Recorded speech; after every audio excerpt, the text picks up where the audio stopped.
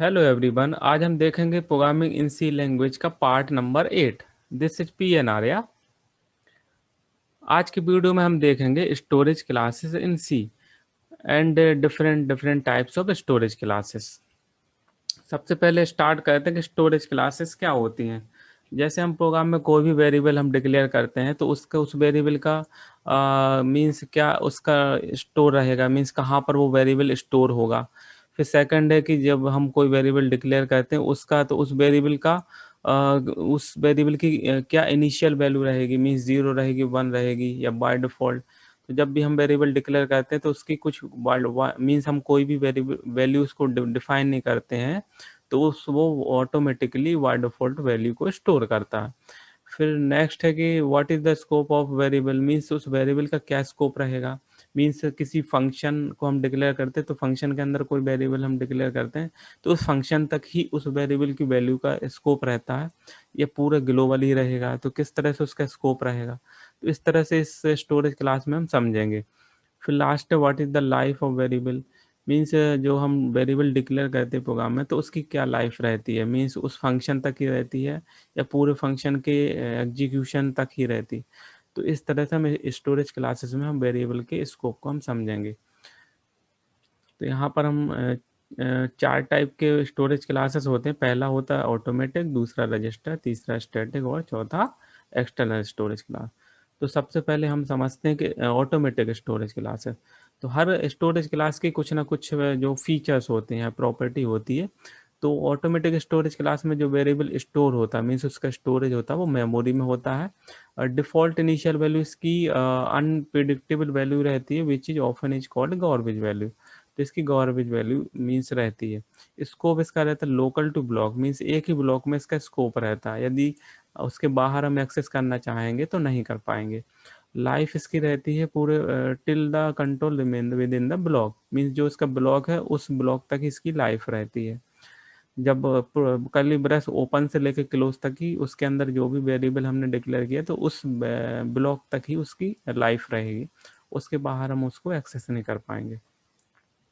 तो इस प्रोग्राम के थ्रू हम समझते हैं कि ऑटोमेटिक किस तरह से वर्क करता है, किस तरह से हम यूज़ करते हैं। तो यहाँ पर हमने एक ऑटो कीवर्ड के थ्रू हमने उसको डिक्लेयर किया int I is equal to one one को। और यहाँ पे हमने अलग अलग हमने ब्लॉक बनाए हुए हैं। यहाँ पर हमने कर्ली ब्रेसेस को ओपन करके और अलग अलग ब्लॉक में हमने सबसे जो इनर ब्लॉक है उसमें आई की वैल्यू प्रिंट की। फिर उसके बाद फिर उसका आउटर ब्लॉक है जो मीन्स मिडिल आउटर ब्लॉक है उसमें भी आई की वैल्यू प्रिंट की। और जो आउटर ब्लॉक है सबसे आउटर ब्लॉक है उसमें, तो इस तरह से हमने आई की वैल्यू प्रिंट की। तो यहाँ पे आप देख सकते हैं आउटपुट में one one one print, means जो आउटपुट आया वन वन वन, क्योंकि जो इसका जो आई की वैल्यू है वो तीनों ब्लॉक में इस प्रिंट फंक्शन ने इसको प्रिंट किया। फिर नेक्स्ट इसका एग्जांपल फिर हम देख सकते हैं, तो सेम एग्जांपल है लेकिन यहाँ पे हमने थोड़ा सा चेंज कर दिया। यहाँ पर जो हमने ब्लॉक बनाए थे तो हर ब्लॉक में हमने अलग अलग मीन्स आई की वैल्यू को हमने थोड़ा चेंज कर दिया। यहाँ पे फर्स्ट जो सबसे पहला आउटर ब्लॉक है उसमें वन वैल्यू डिक्लेयर की थी। फिर मिडिल ब्लॉक है जिसमें हमने टू मीन्स डिक्लेयर की, और जो सबसे इनर ब्लॉक है उसमें थ्री। तो जो इनर ब्लॉक सबसे पहले एग्जीक्यूट होगा तो यहाँ पे थ्री वैल्यू प्रिंट होगी। तो इसका स्कोप केवल इस बॉडी तक ही रहेगा। फिर जो आउटर ब्लॉक एग्जीक्यूट होगा तो इसकी जो स्कोप है इस मीन्स कर्ली ब्रेस से लेके इस कर्ली ब्रेस तक, तो यहाँ पे टू वैल्यू यूज होगी।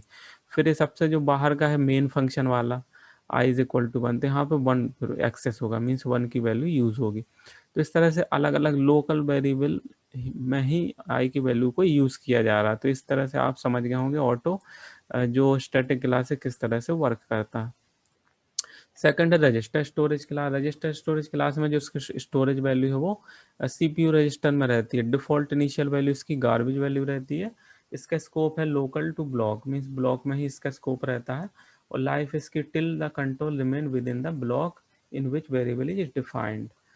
तो इसके एक छोटे से एग्जाम्पल से हम समझते हैं।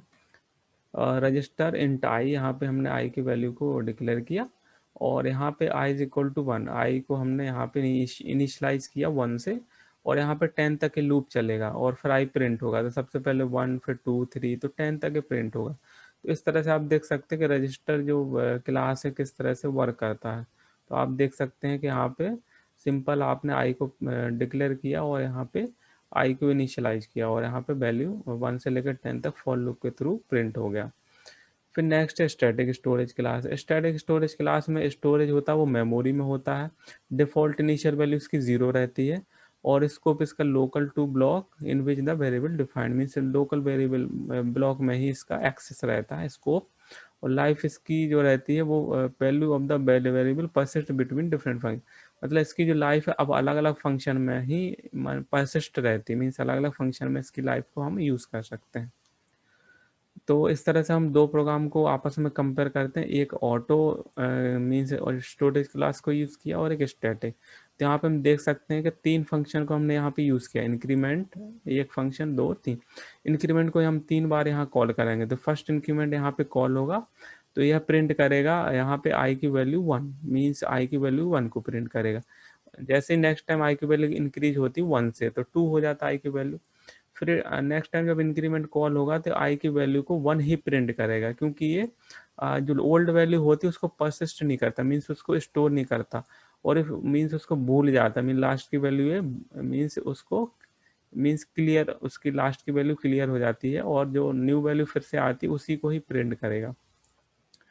तो इस तरह से सेकंड टाइम भी 1 प्रिंट करेगा, फिर नेक्स्ट टाइम इंक्रीमेंट कॉल होगा थर्ड टाइम प्रिंट करेगा। लेकिन अब यहाँ स्टैटिक में देखेंगे सेम प्रोग्राम है, तो यहाँ पे आप देखेंगे कि पहले उसने 1 प्रिंट किया, फिर नेक्स्ट टाइम जो आई की वैल्यू इंक्रीज हुई थी 1 से, तो यहाँ पे आप देख सकते हैं कि नेक्स्ट टाइम जब इंक्रीमेंट कॉल होगा तो यहाँ पे आई की वैल्यू 1 आएगी, लेकिन ये लास्ट में जो वैल्यू 2 थी तो ये 2 वैल्यू को स्टोर करके रखता है और जो लास्ट की जो वैल्यू है परसिस्ट करके रखता है और उस वैल्यू को प्रिंट करेगा 2 को। फिर नेक्स्ट टाइम फिर इंक्रीज होती 1 से वैल्यू और यहाँ पे 3 प्रिंट करता। तो इस तरह से आप देख सकते हैं कि automatic storage class static storage class में दोनों के आउटपुट में डिफरेंस क्या है, आप समझ गए होंगे। नेक्स्ट देखते हैं external storage class. External storage class में जो स्टोरेज होता है मेमोरी में होता है, उसकी डिफ़ॉल्ट इनिशियल वैल्यू 0 होती है और स्कोप इसका ग्लोबल रहता है, मीन्स पूरे प्रोग्राम में हम उसको यूज़ कर सकते हैं और इसकी लाइफ होती है as long as the program execution does not come the end, मतलब प्रोग्राम एंड तक ही इसकी लाइफ रहती है जब तक प्रोग्राम एग्जीक्यूशन चलता रहता है।